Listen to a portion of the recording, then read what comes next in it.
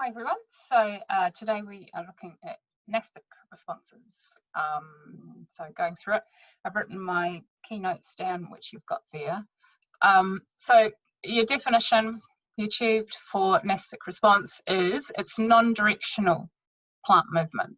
Remember that a tropism is a directional plant growth. Nastic response is non-directional plant movement.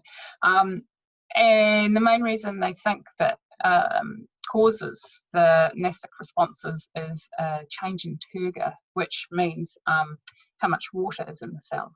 But we'll go into that in a couple of minutes. If you were to compare and contrast tropisms and nastic responses are reversible, so they can happen and then change back, whereas tropisms aren't. And they are much faster than tropisms. So tropism is a growth, it's non-reversible. Nastic response is reversible, and they can happen quite quickly. Different types of nastic responses.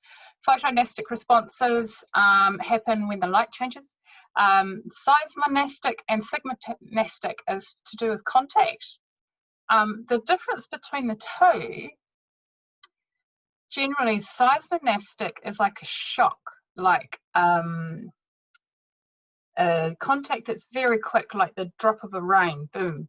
Whereas thigmonastic is more like an insect in a Venus flytrap, okay? So touching it a couple of times. So it's slower, yeah?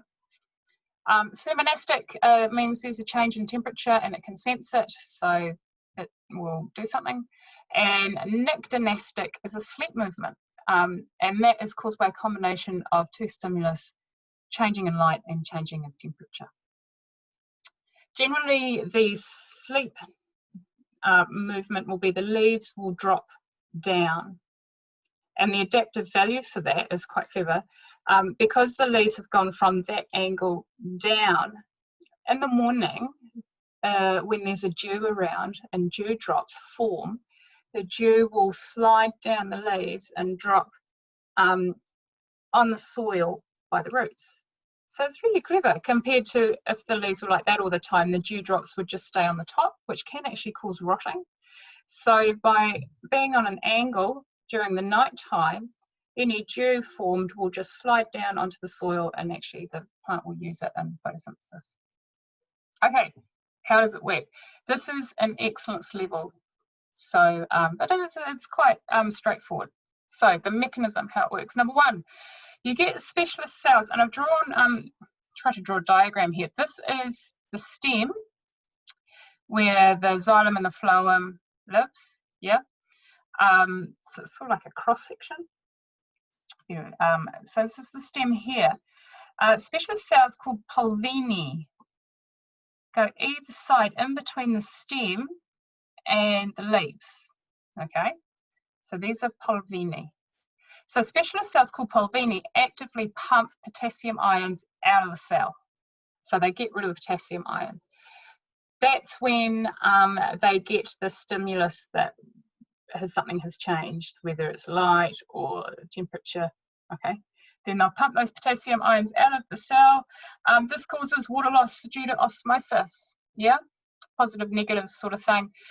The water will come out of the cells. Remember that water is stored in the cell in the vacuole.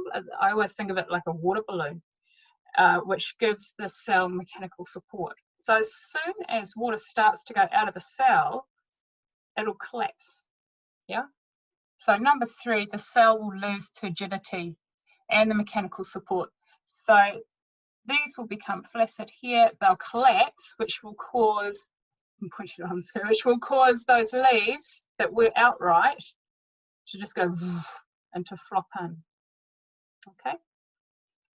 The adaptive value for this is either to get more resources like the rain thing I talked about, or if it's the Venus flytrap, to trap the fly to get all of the nutrients, especially nitrogen, out of that fly. Venus flytraps live in really nitrogen poor areas. So that's the adaptive value for them. If it's not related to getting a resource of some form, it'll be related to avoiding a predator. So the Sigma Nastic touch thing could shock a predator and make it move away. So you'll have to figure out what the adaptive value is for that specific plant according to the information that they give you in the question. Okay, hope that helps. Cheers.